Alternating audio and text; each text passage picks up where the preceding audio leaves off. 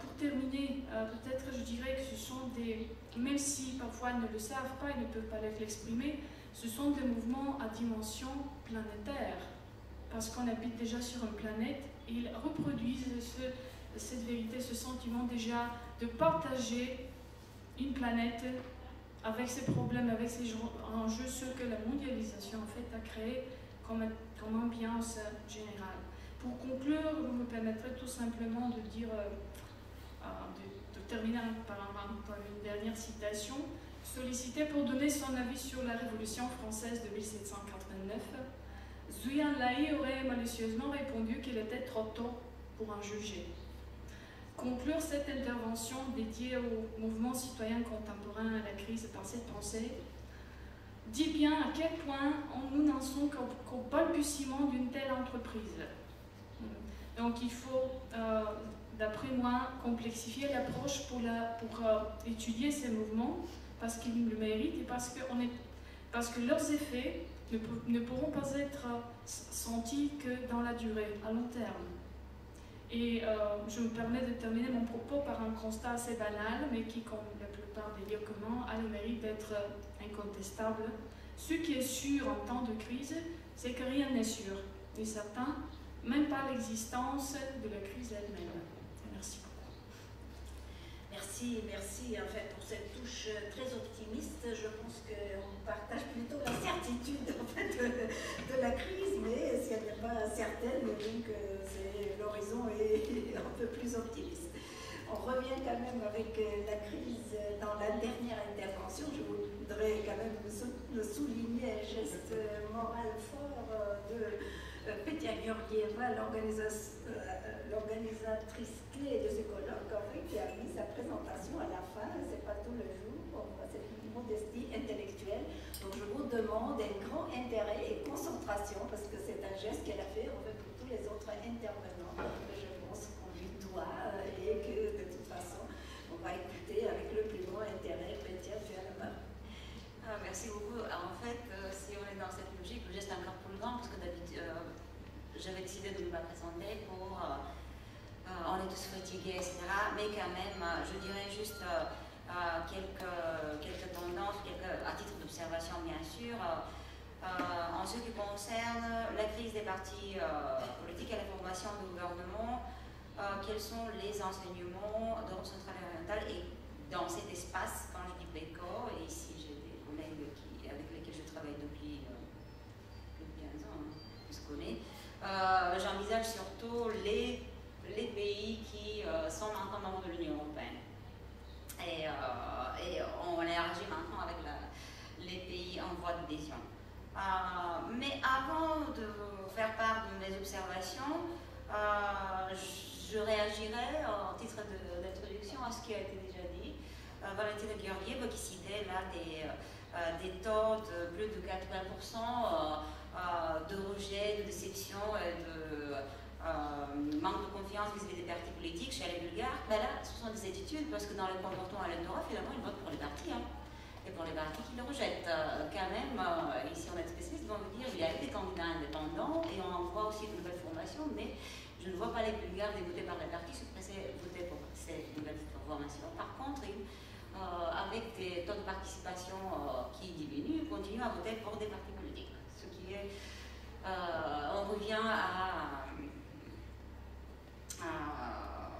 plusieurs auteurs déjà depuis le 19e siècle qui disaient les partis sont les organes mal-aimés de la démocratie, on les critique toujours, ils sont toujours en crise, mais de fait, on ne peut pas envisager cette démocratie représentative sans les partis politiques. Puis, en ce qui concerne, je partage tout à fait cet aspect un peu utopique de mettre ensemble tous ces protestataires qui étaient dans les rues de Sofia et dans d'autres grandes villes en Bulgarie. Et en même temps, je vous raconterai une des réactions de mes étudiants de cette année 2013-2014, au moment des premières grèves nationales en Belgique. Il y a des syndicats où, quand c'est grève nationale, tout est bloqué. Juste après l'entrée en fonction de la nouvelle coalition gouvernementale avec le plus grand parti, ce parti conservateur nationaliste, la NVA, la nouvelle alliance flamande. libérale, etc. Et donc j'ai présenté quelques épisodes sur Internet à mes étudiants de ce que c'est les classes, les luttes sociales. Et je dis, mais madame, on n'a pas vu ça en Bulgarie. Ben non, ils ont été peut-être parce que pour faire le lien entre les beaux et les intelligents, et du coup on voit un autre type de contestation sociale.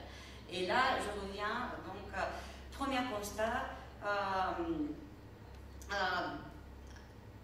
maintenant on a plus de 25 ans, dans plusieurs pays, on a vu l'effondrement des principaux partis héritiers des anciens partis communistes qui, premièrement, formaient quand même des pôles assez importants de la structure des systèmes partisans en Pologne, en Hongrie.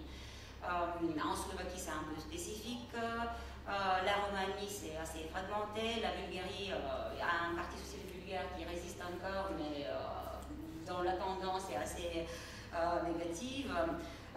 Donc, ils sont obligés, donc, en Pologne, ils sont tellement, ils ont eu un prix tellement bas qu'ils sont là maintenant d'être dans les calculs de formation de coalition gouvernementale à partir de 2005 jusqu'à nos jours. La Hongrie à partir de 2010 à nos jours. Et puis, on a d'autres cas qui nous montrent le retour, entre guillemets, des gouvernements monopartisans dans des pays qui anciennement étaient des régimes de partis uniques. On n'avait pas vu ça. Bon, il y a quelques parenthèses entre 90 et jusqu'à nos jours, de petites expériences d'un gouvernement minoritaire soutenu par une autre force politique, mais c'était plutôt intérimaire pour période. La norme, c'est le gouvernement de coalition. Alors, qu'est-ce qu'on constate? La première fois où on a eu le retour, en fait, la majorité absolue par un seul parti politique, c'est la Slovaquie. C'est les élections anticipées de 2012 qui ont donné la direction sommaire de la Baltique au Parti social-démocrate, mais aussi, disons, assez populiste, la majorité absolue, et donc jusqu'à récemment, la Slovaquie qui n'applique pas un système électoral majoritaire à un gouvernement d'un seul parti, ce qui est quand même exceptionnel, vu la théorie et l'expérience. Bon, puis on a la confirmation et la consolidation du pouvoir de M. Orbán en Hongrie avec un Fidesz, mais le cas est assez spécifique parce qu'il s'agit aussi d'un système électoral assez spécifique qui combine un peu la majorité à un volet aussi proportionnel, mais où la tendance a toujours été au renforcement du plus grand parti. Et dernièrement, on a eu la fin de 2015 où, dans un système qui n'est pas du tout majoritaire, mais plutôt proportionnel, avec des taux différenciés pour différents nombres de partis qui se présentent, on a eu une majorité absolue en Pologne de loi et justice et Sprawiedliwość, ce qui est quand même une première en Pologne qui a toujours été gouvernée par des coalitions d'au moins 2 partis et parfois de plus de 3 partis. Qu'est-ce qu'on observe encore? On observe il y a l'affaissement presque partout des partis traditionnels qui s'étaient établis. Dans d'autres cas, c'était plutôt l'ancienne droite démocratique qui souffrait de l'institutionnalisation qui s'est très vite fragmentée. L'arrivée de nouvelles forces qui se revendiquent de mouvements citoyens. On a on a côté slovaque, côté tchèque, on a aussi d'autres types de nouvelles formations, top 09 ou bien des petits partis verts qui percent difficilement. On a quand même très peu d'exemples où on a vu les Verts au niveau gouvernemental comme partenaires de coalition.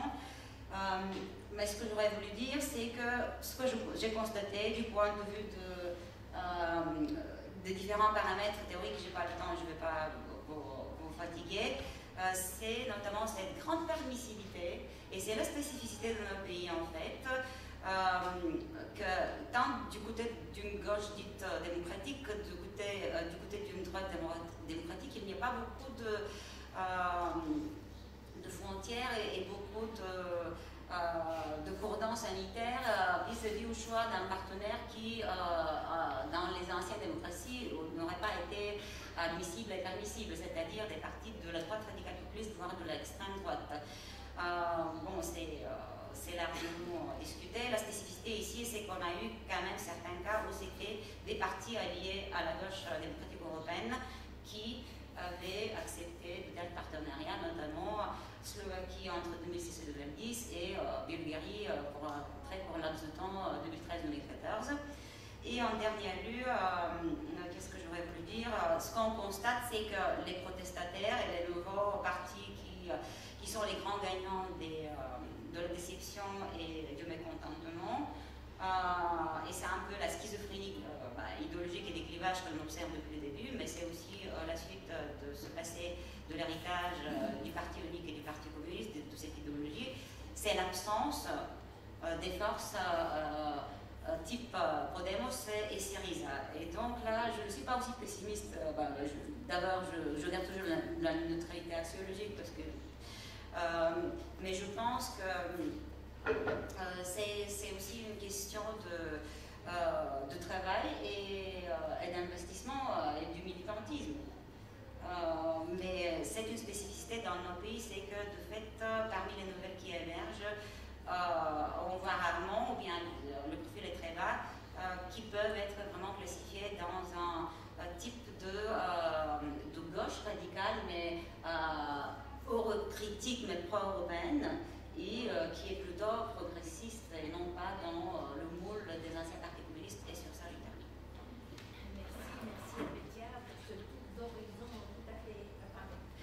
Merci à Pétia pour ce tour d'horizon tout à fait synthétique et très stimulant du PECO, des pays de l'Europe centrale et orientale. Je pense que le débat a déjà commencé avec quelques réflexions qui étaient aussi avec des questions implicites pour certains intervenants, mais je donne évidemment d'abord la parole à l'audience, au public. Allez-y. C'est dommage qu'on n'a pas eu le temps de développer beaucoup de choses sur le populisme parce qu'on a, vous avez mentionné Rosan Ballon, une grande analyste qui critique bien le populisme. De l'autre côté, c'est Ernest Laclau qui proclame le populisme comme essence de politique, qui critique le comportement de la psychologie de masse de Gustave Le Bon, par Serge Moscovici, etc. Et puis, il pense que le vrai catalysateur, c'est la démocratie. Il parle des amis et des ennemis. Et quand vous voyez la théorie, et quand vous comparez ce qui nous arrive, et on se demande vraiment qu'est-ce que c'est le populisme. Et c'est parce que vous avez en Grèce, en Espagne, des choses, l'applaud là-bas est très populaire. J'ai eu la possibilité de parler avec mes collègues grecs. Tandis qu'ici, au Balkan, dans le monde occidental, le monde du populisme, c'est une métaphore de négativité, de la démocratie en question, des partages entre les amis et les ennemis, de la polarisation. Donc, ma question, qu'est-ce que vous pensez, parce que c'est les Balkans qui nous intéressent plus que les Occidentaux, parce que nous sommes ici, mais nous sommes ici et nous vivons notre populisme, peut-être parce que aussi, professeur Anna Krasl, vous avez parlé tout à l'heure de jeunes, mais tous sont-ils inspirés? Est-ce que seulement le chômage, cette vague, je ne sais pas, idée qu'est-ce qu'on fait, qui on est, etc., où il y a certains qui fabriquent quelque chose, certains centres, bon, ce n'est pas, je vous ai dit, je ne suis pas un fan de complot, mais certains centres qui produisent tout ça. Est-ce que ce sont les intérêts politiques? Est-ce que ce sont les intérêts, disons, des élites ou les intérêts de certaines NGO ou quelque chose comme ça? Qui est-ce qui provoque ce mauvais populisme et ce populisme positif? On a vu tout ça. Donc, qui est-ce qui provoque tout ça? Qui est le vecteur de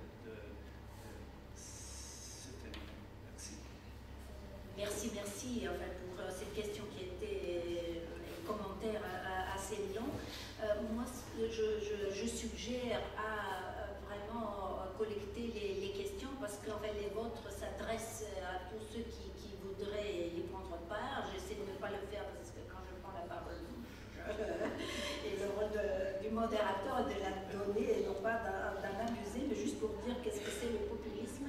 En fait, c'est une question prix Nobel. Donc si on aura la réponse, on va vraiment la déposer immédiatement pour un prix Nobel, mais ce sera un résultat très tangible en fait, de notre colloque. Allez-y, avec des questions un tout petit peu moins ambitieuses, mais si vous voulez même plus. Hein. Moi, je veux bien faire une petite question simple pour changer. Pour Pétia, comment, selon toi, voilà, quelle est ta vision de... J'ai trouvé très intéressant, tu dis que voilà, on a un retour de certaines majorités absolues, contrairement à ce que l'on voit, par exemple, en Espagne, en Europe du Sud, où là, on a une fragmentation très forte des partis, des systèmes politiques. Tu as cité des cas, c'est tout à fait intéressant, en Slovaquie, Hongrie, Pologne notamment, bon, dans ces trois cas, avec le retour de majorité absolue et donc de partis qui arrivent en fait à devenir, pas hégémoniques, mais quand même avoir un soutien populaire très fort. Et donc je voudrais t'inciter à poursuivre, quelles seraient selon toi, je sais pas, les clés un peu d'interprétation, comment on pourrait essayer de comprendre ça. Voilà. Je vois que l'ambition ne diminue pas, elle ne fait qu'augmenter l'ambition théorique en fait des questions. Donc Pétia a fait le tour d'horizon des PECO, maintenant il faut l'élargir aussi à l'Europe du Sud. Allez-y, voilà. C'est quand même, ça rend le débat vraiment passionnant avec des questions tellement stimulantes. Voilà, mais...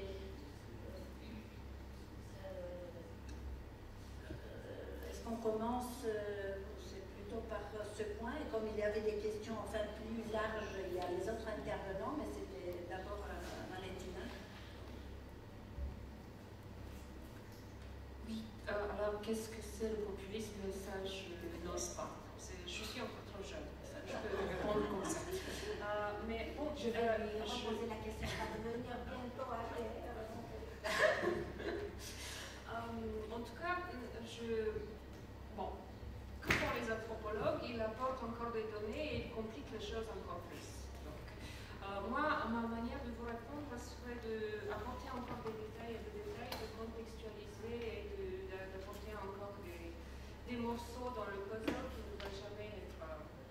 ce sera toujours une mosaïque et jamais une communauté homogène. Donc, à mon avis, il y a, sur les Balkans, ce qui compte, c'est une tradition politique, on peut l'appeler aussi culture politique, si vous voulez, qui incite en quelque sorte ceux qui sont dépourvus des ressources politiques, ceux qui sont en bas, de se lancer plutôt dans des sentiments nationalistes qui mènent au fur et à mesure de la radicalisation des idées à des sentiments anti-élitistes de l'extrême droite, de l'anti-droite. Alors que dans d'autres pays de l'Europe, notamment l'Espagne, où le tout dernier régime autoritaire a été le régime de Franco, qui était le régime de droite, où peut-être ceux qui sont dépourvus de ressources politiques, ils vont réagir à ça d'une manière différente, donc ça va être plutôt des populismes pluralistes, des populismes non exclusifs, des populismes qui développent des structures horizontales, etc., etc. Donc je pense que c'est en quelque sorte le résultat de nos traditions politiques, de l'histoire, de l'accumulation de la culture politique, ce qui me fait une minorité de mon propre pays. Voilà. Je vais quand même réagir en deux mots à ce que Pétia a dit à propos des partis politiques. Je n'ai pas dit qu'on peut s'en passer des partis politiques. Non, mais je n'ai pas dit ça, j'ai rajouté. Oui, tu as rajouté. Ils peuvent ne pas laisser même, ils votent quand même. Quand même, ce n'est pas un paradoxe. Donc, on se méfie des partis, mais on vote quand même. Ce n'est pas un paradoxe. Et c'est dans les sondages, j'ai cité ces 6 à 12% des personnes qui ne trouvent pas de substitut. Ils ne croient pas que les partis politiques peuvent être substitués.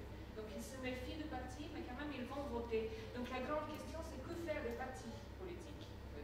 C'est pour ça que j'ai terminé avec la question comment réparer, comment réformer, si tu veux. Je sais que gouvernement réformé en Bulgarie, ça a une connotation plutôt de punition que de... voilà. C'est ça, c'était juste une réaction. Oui, vas-y. Donc, par rapport au populisme, je pense qu'il y a dans ces mouvements sociaux, comme nous discutons, les nouveaux mouvements protestataires, il y a une dose de populisme, sans doute. Mais pour ainsi dire, c'est dans le bon sens. Donc, populisme dans le bon sens. Donc, ce sont des mouvements, tous les mouvements qui veulent, d'une certaine manière, recomposer le système politique ou le corps social, sont plus ou moins des mouvements populistes. Oui, c'est le peuple qui, d'en bas, essaie de réformer le système.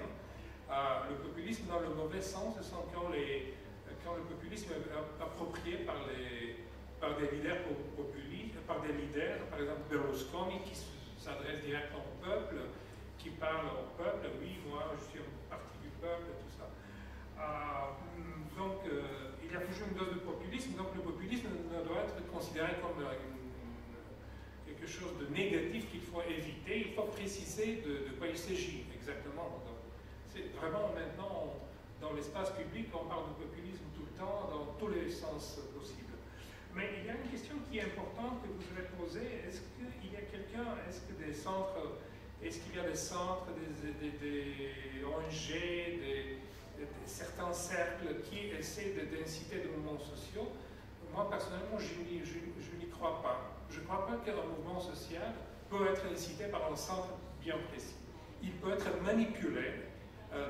Comme en Bulgarie, en 2013, il y avait des tentatives de s'approprier, de manipuler les mouvements sociaux, mais ce n'est pas possible de créer un mouvement social. Donc, toutes les tentatives pour certaines organisations ou cercles de créer des mouvements ont échoué.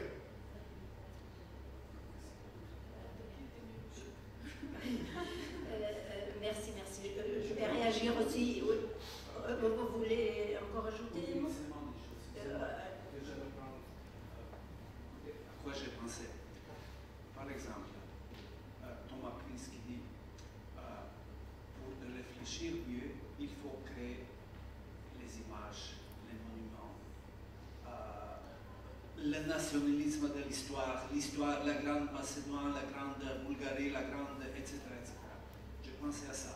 Ce qui nous arrive chez nous, quand vous voyez un monument de 40 mètres, quand vous dépensez 800 millions d'euros pour rien, ça ne servit pas pour dire aux Grecs qu'Alexandre le Grand est de Macédonien, mais ça dit aux gens de Macédoine que c'est votre symbole, moi, votre alter ego, vous êtes la masse, vous êtes derrière moi. Et c'est ça aussi une sorte de populisme qui est très bien exploité chez nous. Excusez-moi.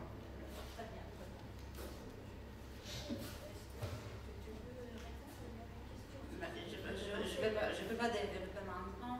Et d'ailleurs, je n'avais pas l'intention de tout prendre. Je pense qu'on aura un ouvrage. Ça développe. Je pense que dans les trois cas, on a des contextes et des structures d'opportunités politiques différentes. Et même si on a trouvé quelques tendances de similitude, ce ne sont pas les mêmes facteurs qui ont amené le Fidesz à une telle domination qu'en Pologne, qui ont permis maintenant l'arrivée avec une majorité absolue, ce qui était, c'était pas attendu, on s'entendait à ce que ce soit la première force politique, mais pas avec une majorité absolue en Pologne, ni du point de vue économique, ni du point de vue social, ni du point de vue des effets des différentes crises sur les pays, ni le poids des minorités, etc.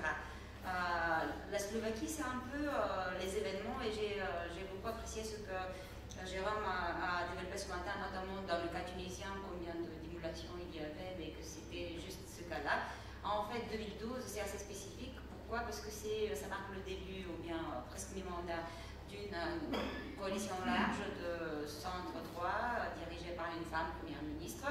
C'est la crise de la zone euro, c'est la crise au Portugal, c'est l'Espagne, Grèce, le fonds du sauvetage de la zone qui a été créé, et la Slovaquie comme un jeune membre de cette zone euros, devait apporter, de par son budget, et devait donc, ce pacte de stabilité devait être aussi ratifié par le Parlement slovaque. Toujours est-il qu'un peu avant, il y a eu de grands scandales de corruption, et ça touche et ça bouleverse régulièrement notre pays, qui s'appelait Gozio, c'était en 2011, toujours des écoutes téléphoniques ou bien des marchés publics qui étaient tout à fait arrangés avec Potvin, qui de fait portaient atteinte à cette coalition.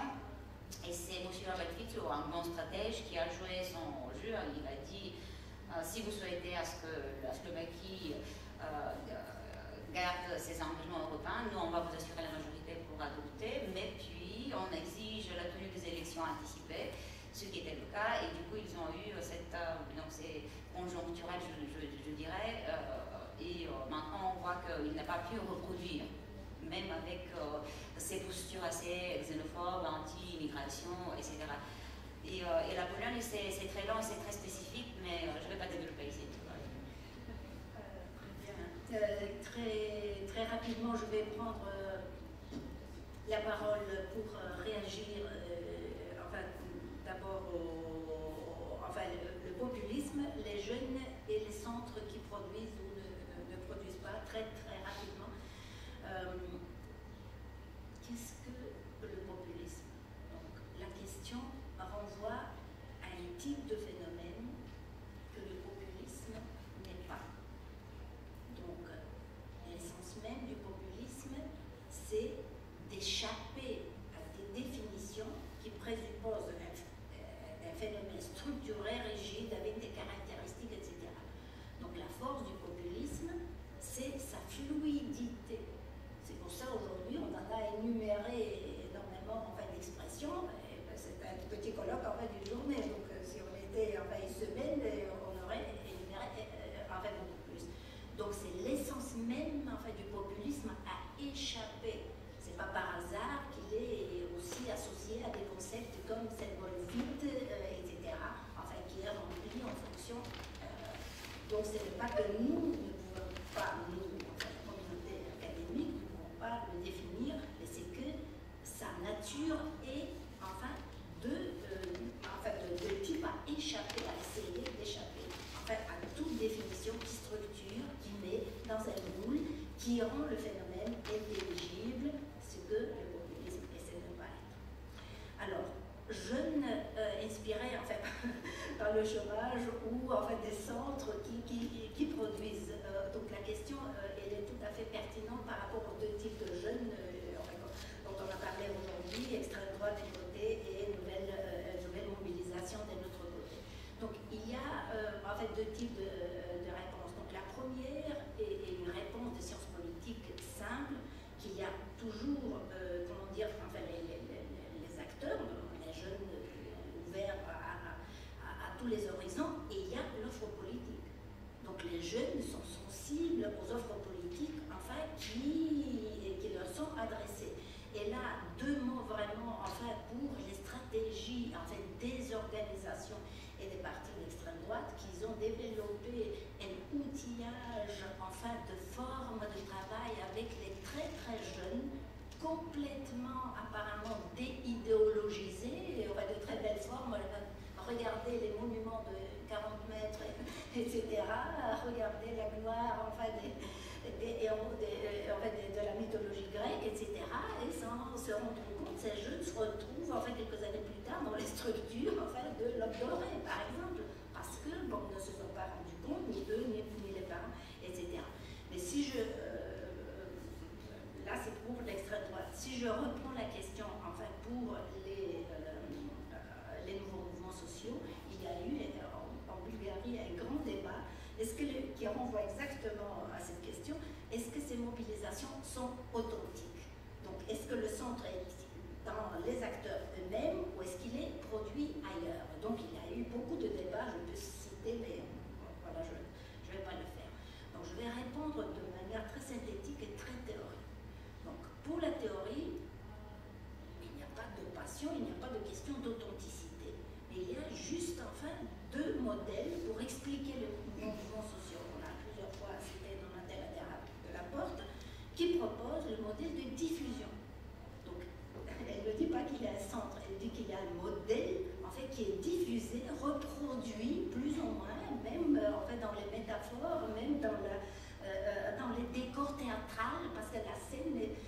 scène de la place était décorée de la même manière dans beaucoup de manifs, qui a été utilisée de manière critique, en fait, par les critiques, en fait, des manifestations ici ou ailleurs, etc. Donc, ça c'est un modèle théorique. Et il y a un autre modèle, et c'est lui qui est dominant, parce que Donatella Nella porte le gros nom, avec beaucoup d'argent aussi pour travailler, avec beaucoup d'équipes, etc.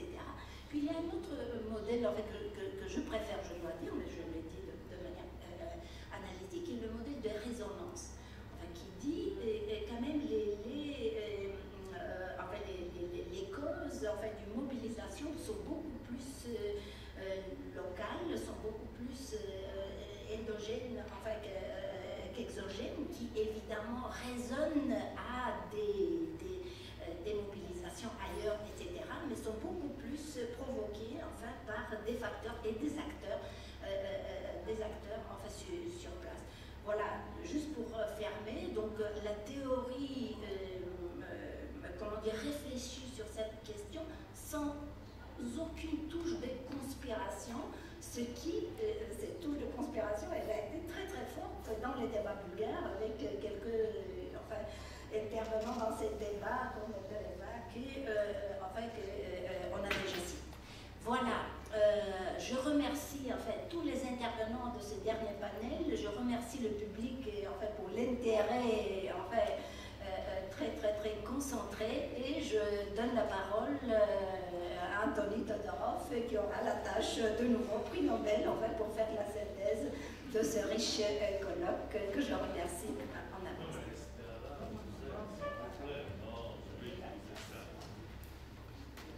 C'est vrai que faire une conclusion d'un colloque aussi riche avec moins de 16 intervenants et 4 modérateurs, c'est pas du tout possible. En fait. Conclure, ça veut dire quoi? Dire en morale que tout le monde, d'une manière très très riche à expliquer ou à essayer de développer, de réfléchir, non, c'est pas possible. Et quand même, on s'est réunis pour parler des sujets ou d'un sujet qui nous intéresse par des perspectives différentes. Nous tous, nous avons travaillé de notre point de vue, etc. Et on s'est réunis là. Donc il y a quand même des coïncidences, il y a des éléments qui nous permettent de nous mettre sur, au moins dans la même salle, et de discuter sur le même sujet. La question qui me paraît essentielle et que j'ai retrouvée dans toutes les interventions, une question posée, c'était quel est le sens des contestations, des mobilisations, des mouvements depuis 25 ans, depuis 89. C'est immense comme question, mais tout le monde se l'est posé en quelque sorte. Quel est le sens? La recherche d'un nouveau monde de démocratie universelle, ce qui paraissait au tout début, ou la recherche d'un monde sans violence, vu les derniers événements, ça ne me paraît pas vraiment cela, ou la recherche d'un monde ordonné, une sorte d'abri du chaos universel provoqué par ce grand changement depuis ces 25 dernières années. Non, il n'y a pas en fait de réponse à cette question dans ce sens-là. Rien de tout cela ne s'est passé en fin de compte. Plusieurs mobilisations qui nous font penser à des désenchantements. On a utilisé à plusieurs reprises l'expression de malaise démocratique. Malaise dans les démocraties. On ne croit plus qu'il y a un modèle universel qui puisse s'instaurer partout. Mais c'est un peu bizarre de voir que cette grande promesse du communisme, qu'on partageait plus ou moins en Europe centrale et orientale, mais pas seulement, en Europe de l'Ouest aussi, s'est transformé à une autre attente. Donc le nouveau monde est décrit autrement. Une sorte de démocratie universelle. Bon, malaise démocratique. démocratique, mais où on retrouve aussi les figures sombres de cette nouvelle citoyenneté décrite par Ada Krasteva. Toute cette mobilisation populiste, nationaliste, xénophobe, etc., mais qui sont aussi l'expression de quelque chose qui se passe dans nos sociétés. Et ces expressions peut-être ne sont pas... non, ce sont des manifestations de quelque chose auquel il faut toujours réfléchir et ne pas toujours dire, voilà, ce sont les mauvais, the bad guys. Non, il ne faut pas tomber dans cette perspective de mon avis. Donc, de mon avis, derrière tous ces mobilisations, populistes ou pas, de gauche radicale ou d'une droite extrême xénophobe. Donc il y a tellement de différences qu'on ne peut pas facilement les mettre dans le même armoire. Donc derrière toutes ces mobilisations, il y a une quête. Une quête tout d'abord de reconnaissance. Beaucoup de gens participent dans ces mobilisations pour dire, mais regardez-nous, faites attention à nous, nous sommes là, nous existons, donc écoutez-nous. Reconnaissance et en même temps participation. Des gens qui veulent prendre part dans le grand festin de la démocratie, s'exprimer, être entendus, participer dans la prise de décision. Et là, je me réfère évidemment à deux auteurs qui ont beaucoup travaillé sur la justice sociale et ses dimensions, Axel Honneth et Nancy Fraser. Donc, une demande de plus en plus de justice sociale.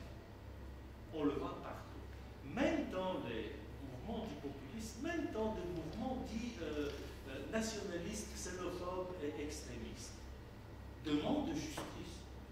Tout d'abord, la première, la plus ancienne dimension, demande une redistribution juste, équitable. Pas seulement des biens économiques, mais aussi des biens politiques. On voit très bien qu'on vit dans un monde où 1% de la population possède maintenant plus que la moitié de la richesse du monde et que ça devient de plus en plus insupportable par beaucoup de gens qui se disent non mais ça va mal.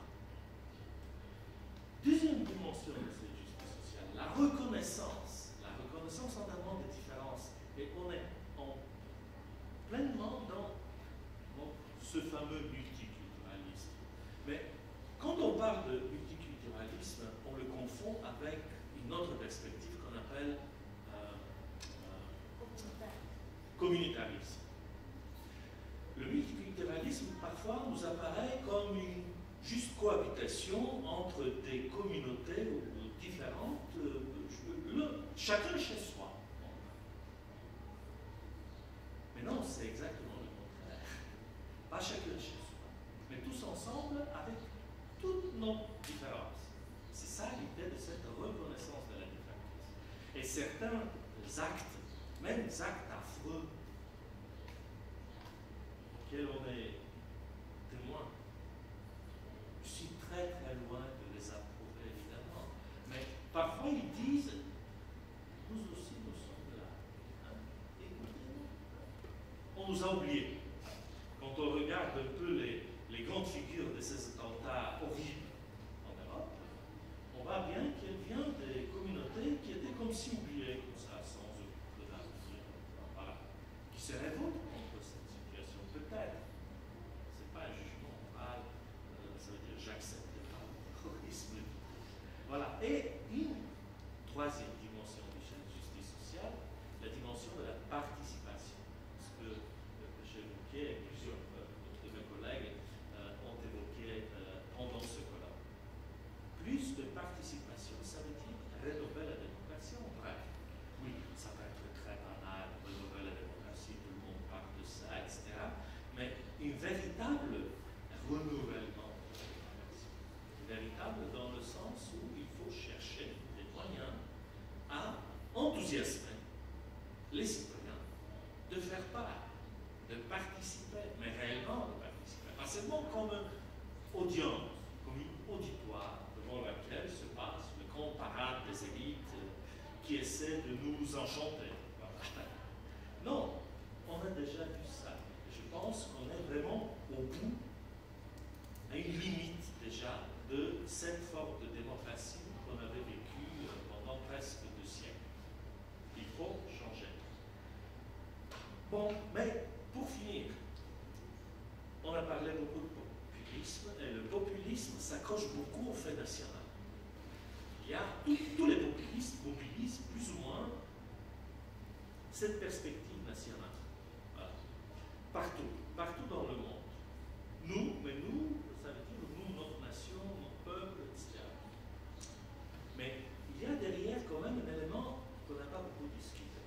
Si on parle de la démocratie telle qu'elle est, représentative avec tous ses défauts, mais quand même, la démocratie, au moins parce qu'on peut critiquer son propre gouvernement sans beaucoup de risques. Voilà. Bon, cette démocratie, elle existe uniquement au niveau national. Alors que beaucoup de décisions sont prises à un niveau supranational, global, mondialisé, et ces décisions affectent directement notre vie. Nous n'avons comme citoyens aucun moyen de les influencer. Et je trouve que cet accrochement au fait national est aussi un accrochement au fait que, mais s'il y a démocratie, pour le moment, elle n'est qu'à ce niveau-là. On élit nos parlementaires et nos gouvernements au niveau national. Au niveau européen, d'accord, on élit le Parlement européen qui est vraiment, qui a très peu de pouvoir, c'est pas une vraie assemblée représentative de l'Europe, mais au niveau mondial, ça n'existe pas. Donc les décisions sont prises dans des couloirs, des conférences, mais de type privé, pas de type public, pas dans des instances démocratiques. Et donc, je vais finir avec cette conclusion, mais je voudrais aussi finir avec quelques remerciements. Voilà. Je voudrais tout d'abord remercier notre collègue venu de l'étranger qui ont fait l'effort de venir nous rejoindre et d'être ensemble, et j'espère pouvoir continuer avec eux travailler dans des projets ensemble. Je me félicite beaucoup de la coopération avec l'Institut français qui nous a permis de faire ce colloque dans les locaux de l'Institut, et j'espère beaucoup que cette coopération entre la Nouvelle Université bulgare et l'Institut français va continuer. Elle a été toujours très très fructueuse. Merci beaucoup Jean-Jacques. Je tiens spécialement à remercier mes collègues organisatrices de ce colloque, qui étaient vraiment au centre de l'organisation du colloque. Peter Glögier, le docteur Peter Glögier, le docteur Katja mais aussi les jeunes collègues, Evelina Steitler, que je ne vois pas, et nos charmantes et intelligentes étudiantes de la filière de notre université de Lille et Steitler, qui nous ont beaucoup aidés aussi dans cette organisation du colloque. И накрая бих искал да благодаря на нашите прекрасни преводачки, които ни позволиха да се разбираме през цялото това време и аудиторията да бъде по-широка. Добър вечер, желая на всички.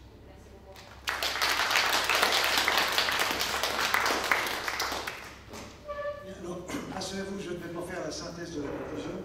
Mais je vais simplement, comme j'ai ouvert les débats ce matin, je voudrais les refermer en tant que hôte de ce colloque. Donc l'Institut français vous remercie beaucoup, bien évidemment, nos collègues de la NUP qui ont pris en charge véritablement le contenu de cette manifestation.